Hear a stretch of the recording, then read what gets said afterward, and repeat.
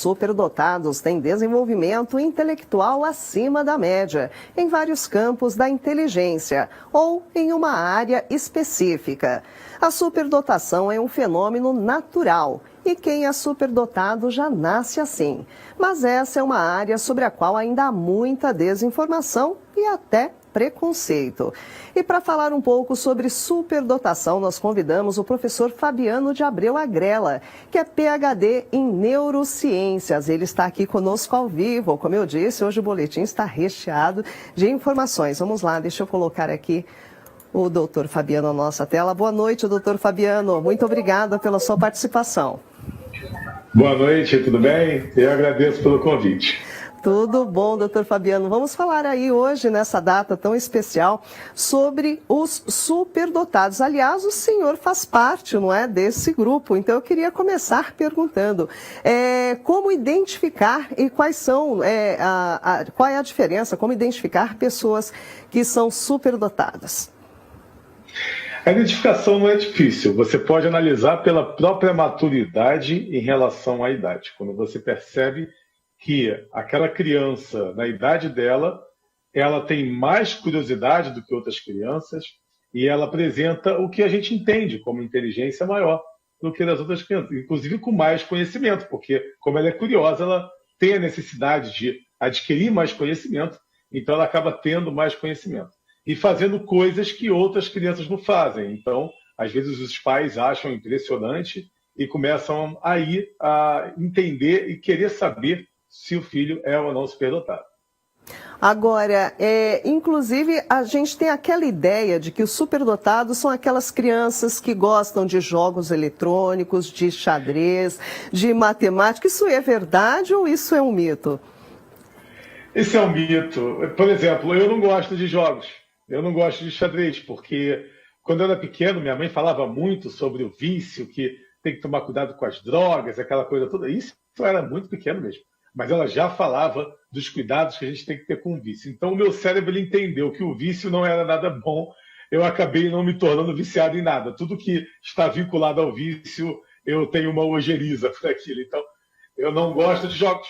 Realmente, eu não gosto de jogos. Quando eu era pequeno, eu ia jogar tipo banco imobiliário, eu já não queria jogar também. Eu nunca gostei de jogos, por isso que eu não gosto de xadrez. Agora, aproveitando até essa sua informação da sua infância, como a sua mãe percebeu que você era uma pessoa superdotada? Teve algum momento em que ela percebeu? Isso é muito bom, porque na realidade, meus pais são portugueses, que migraram para o Brasil, e eles sempre trabalharam muito. E eu passei grande parte do meu tempo com babá.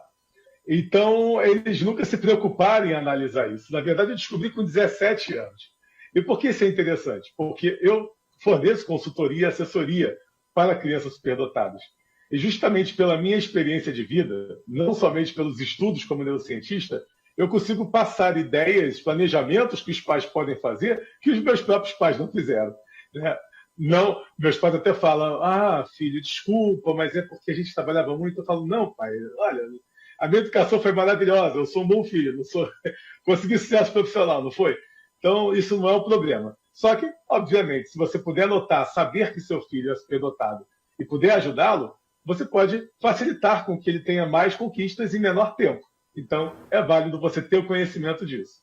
Muito curiosa essa história. Agora, doutor Fabiano, as crianças superdotadas, elas necessitam de uma escola especial? No seu caso, não aconteceu, mas elas necessitam, seria melhor para elas? E aqui no Brasil nós temos esse tipo de instituição? Olha, mais uma vez a minha própria experiência. Eu fiz o teste de QI com 17 anos porque eu fui convidado a me retirar da escola. Aliás, com 16 eu fui convidado a me retirar da escola. Então, por quê? Porque eu era rebelde.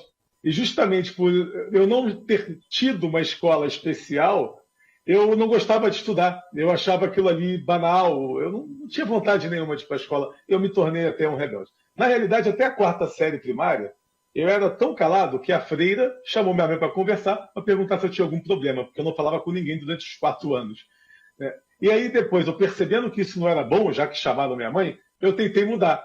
E aí eu passei a tentar ser mais popular, mais comunicativo, e eu comecei a me tornar um rebelde. O rebelde do heavy metal.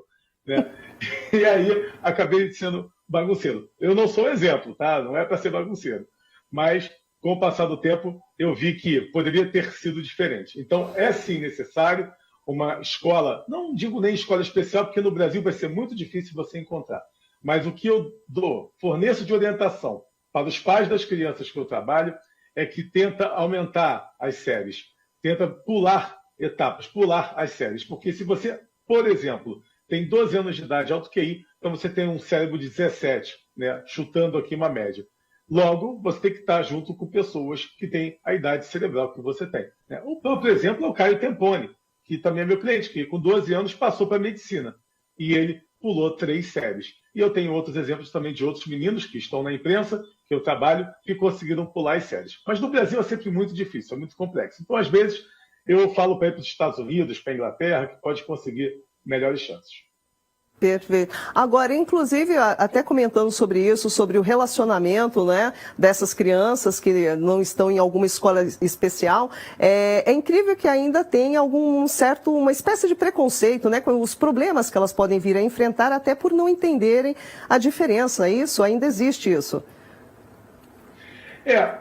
Alguns problemas, por exemplo, quando eu era pequeno, meus amigos me chamaram para brincar de Cavaleiro dos Zodíacos. E eu não gostava mais de brincar de boneca, não queria brincar de boneca. E eu estava parado olhando o beija-flor, né, batendo suas asas e parado no mesmo local. E eu fiquei parado olhando, observando. E meus amigos, por que você não brinca com a gente? Vem brincar com a gente? Tal. Eu falei, não, estou aqui observando. Não, mas o que você está fazendo aí, olhando o beija-flor? Eu falei, pois é, eu sei porque ele fica parado. É o formato que ele bate as asas. Ele bate as asas em 8, então ele consegue ficar ali no mesmo lugar. E aí meus amiguinhos falaram assim, nossa, você é doente. Então eu já ouvi essa palavra, você é doente, várias vezes. E acontece ao longo do tempo, ao passar do tempo, de pessoas às vezes que não vai interagir tanto com você, ou você mesmo não vai querer interagir.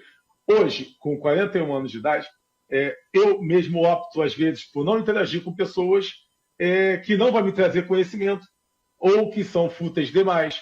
Então algumas questões não são legais. Então eu prefiro muito mais seja qualquer pessoa, mas que possa me trazer qualquer conhecimento. E isso é o que me dá a recompensa, o que faz eu liberar os neurotransmissores da recompensa, é ter conhecimento.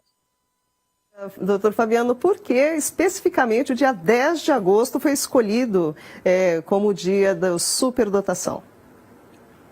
Pois é, a Organização Mundial da Saúde. Eu não pesquisei ainda sobre isso, por que o dia 10 é considerado o dia mundial da superdotação, mas vindo da Organização Mundial da Saúde, eu fico pensando, qual o vínculo com a saúde, né? Ok, com a saúde mental. Mas a superdotação não é doença, né? E está longe de ser um transtorno, muito pelo contrário. Eu tenho estudos que comprovam que pessoas superdotadas elas têm até maiores chances de condicionar o cérebro para que não tenha transtornos mentais. E o alto QI, ele é um processo evolutivo, porque cientificamente é comprovado que os neurônios são mais robustos, os dendritos com maior alcance, maior potencial sináptico, e isso está relacionado à própria evolução humana. E justamente o QI está diminuindo por causa do excesso de uso de rede social, porque estamos regredindo nessa evolução humana. Né? Por causa da rede social, tem toda uma explicação por causa disso, ciclo da recompensa, etc. Então, tem a ver com a evolução, não tem a ver com problema, com doença, e é isso que a gente tem que analisar. Porque a maioria das crianças autistas tem alto QI. Não, pelo contrário. A minoria das crianças autistas tem alto QI. É porque, como os autistas fazem teste de QI, acaba aparecendo mais pessoas de alto QI. Mas a maioria dos autistas não tem alto QI. Esse assunto é interessantíssimo, em especial essa relação aí com as redes sociais daria um assunto para um outro programa. Mas, então, agora, até para finalizar, doutor Fabiano, que conselho o senhor daria para os pais ou para as pessoas que percebem alguma diferença, digamos assim, uma pessoa que eventualmente pode ser uma pessoa superdotada, e o que ela deve fazer para facilitar a vida? Fácil. Eu recomendo que busque um profissional, um neuropsicólogo, um especialista em teste de QI, já que você tem essa convicção, falei entre aspas, porque tem pais que às vezes acham que o filho é muito inteligente e ultrapassa os limites da coerência ali, da cognição, da percepção. Mas se você tem essa certeza que o filho é superdotado, tem que fazer o teste de QI, sim. E procurar um profissional habilitado. Tá? Tem muitos profissionais que não são bons também. No Brasil, principalmente. E, inclusive, eu sou membro da Society for Neuroscience nos Estados Unidos e eles falam que, em relação aos testes de QI do Brasil, está se tornando algo muito preocupante. Né? Inclusive, uma das sociedades de alto QI que eu participo, que eu sou membro, eu estava numa reunião na Alemanha e eles me disseram sobre as suspeitas dos testes de QI do Brasil e das crianças, até o alto número de crianças aparecendo com auto QI. Então, busca um profissional sério, habilitado, para fazer o teste. E aí, com o resultado do teste, você vai poder tomar medidas, entre elas, negociar com a escola uma bolsa ou um percentual de bolsa, né? Ou então avançar as séries. Esse é o meu trabalho. Eu forneço a consultoria para poder indicar, inclusive até mesmo escolas e universidades que dão bolsas, que podem privilegiar, né? Um exemplo do próprio Hélio, menino superdotado, saiu na imprensa, que aprendeu inglês primeiro que o português. E eu falei com a mãe, vai para a Inglaterra. A mãe foi para a Inglaterra, hoje ele está na mesa da Inglaterra e eles já estão preparando as malas para se mudar em breve. Perfeito, interessantíssimo. Bom, nós conversamos aqui com o professor Fabiano de Abreu Agrela, que é PhD em Neurociências. Muitíssimo obrigada pela sua participação e espero poder tê-lo aqui novamente em outras ocasiões. Obrigado, espero o convite e até a próxima. Até a próxima, boa noite, muito obrigada. É isso aí, pessoal.